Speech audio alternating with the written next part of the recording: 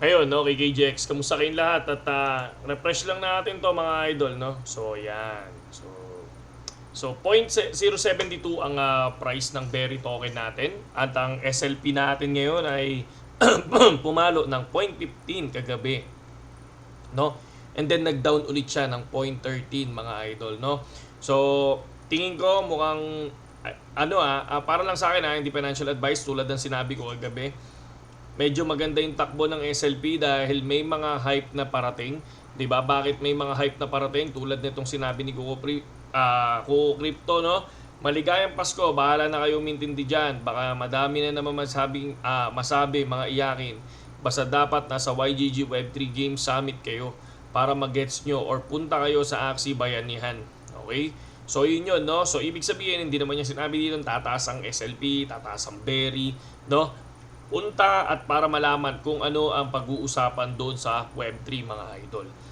'Di ba? Malay nyo, ang daming niyan, daming pasabog diyan, mga lodi.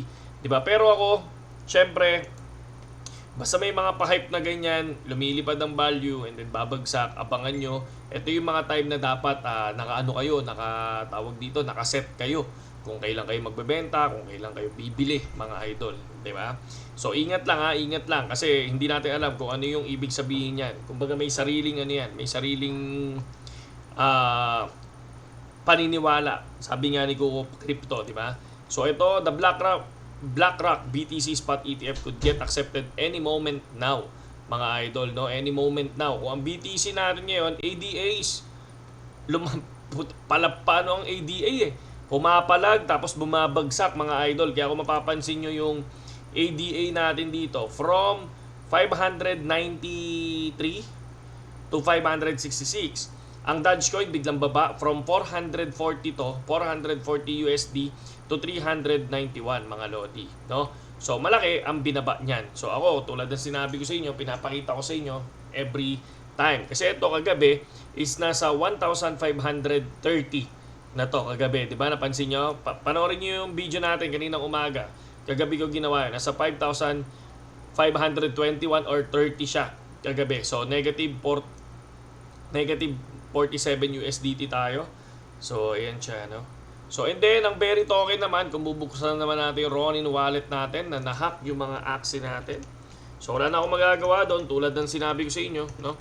Nakapanginayang lang pero ganun talaga ang buhay, mga lods. So 198. So kagabi nasa 250 na to, ngayon 198, mga idol, no?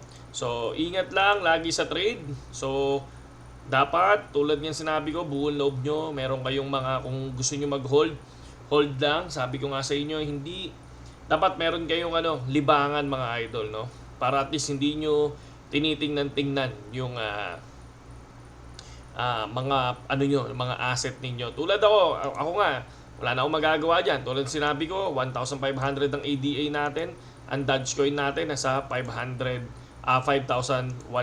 So maraming tunog-tunugan. Sabi nila, may mga nagsasabi babagsak ang BTC. Wala na tayong doon, no? Ako, tulad ng sinabi ko, kung ano yung ininvest ko dito, yan na yan, no? Parang ito, syempre itong USD na yan, withdrawin natin yan. So nire-ready lang natin yan pag biglang bumagsak yung token ulit, no? Yan yung mga nire-ready natin, okay? So Dogecoin, so okay naman ang Dogecoin pa rin naman, XRP, check lang natin. Ang XRP natin is 33. Going down ba sila? And then ito, tignan nyo lahat ng merong Bittrex ASAP, no? Sabi nilang gano'n, lahat ng merong crypto sa Bittrex, paki-withdraw nyo na daw. ASAP, kasi may nakalagay dito, ito, take 2 minutes to learn more. Effective Monday, December 4, 2023. All trading activity on Bittrex Global will be terminated. After 4 December, customers will only be able to withdraw. Please log in and withdraw all assets. Sabing gano'n, di ba? So, lahat ng may mga Bittrex, so alam nyo na yan. Kung kayo, bahala kayo. Kung ayaw nyo mag-withdraw, nasa inyo yan. Pero binalaan na kayo dyan, mga idol, di ba?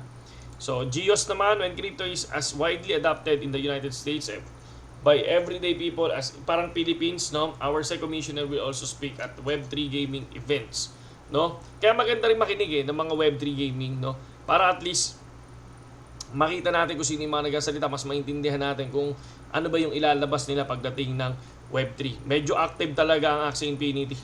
kung mapapansin natin. Ito si Kagi, tingnan nyo. We are back with the number 1 game in Web3, Fixel Online. Ang dami kasi naglalaro. I think, sabi nila soon, 1 million daily active users sila. No, pero ang pangit lang doon sa Pixel Online, alam ko maraming bot. Yun yung sinasabi nila. There are no cheap high-level Axie. Galing ah. Oh, mga high-level Axie daw, wala daw mababa oh. So kung titingnan natin, lahat daw nagpa-level. So ibig sabihin yan, pwedeng kumita na, no? Pero ang tanong, meron bang bibili? Yun yung tanong dyan. Meron bang bibili? Kasi minsan, nag-overhype lang yan. Kumbaga nangyayari, sila mismo bumibili, tapos pinapost nila na may bumili. No, kaya ingat lang din kayo, no? Ingat lang. Sabi ko nga sa inyo, laging mag-check, laging manood ng news, laging mag-aral ng sarili, di ba? So, wala tayong diyan, wala tayong question diyan dahil ang nagbenta niyan sila din, no? Sila din at yung mga nagpa-level, di ba? So, solid na solid. Pero sa ngayon, ganyan ang presyo niyan. Pero tingnan nyo na lang kapag dumami lalo. No? Pag dumami lalo, medyo bababa na rin ang presyo. Diba? So, yan lang yung mga news na nakita ko. So, BlackRock, ito, nabuhay na naman ang BlackRock, mga idol. No? Mukhang pag ito biglang na-approve, ay, naku, Diyos ko. Lipad dyan, mga lods. Ito, ADA talaga, medyo ang kulit nitong ADA, minsan lilipad, minsan babagsak, no? Talagang yung volatile talaga eh. Ibang klase pagdating sa crypto. Ito, bumababa. 0.071. No? Ang gagawin natin dyan, susubukan kong mag buy and sell dito. No? Yun lang sa ngayon, KGX ha. At tingnan nyo, ano yung mangyayari sa December. Sabi ni Kuku Crypto, no? Ang sabi niya ay magandang ano ba to? Merry Christmas, no? Maligayang Pasko ang sabi niya. So check na lang natin kung ano yung mga mangyayari, mga idol. Saludo KGX.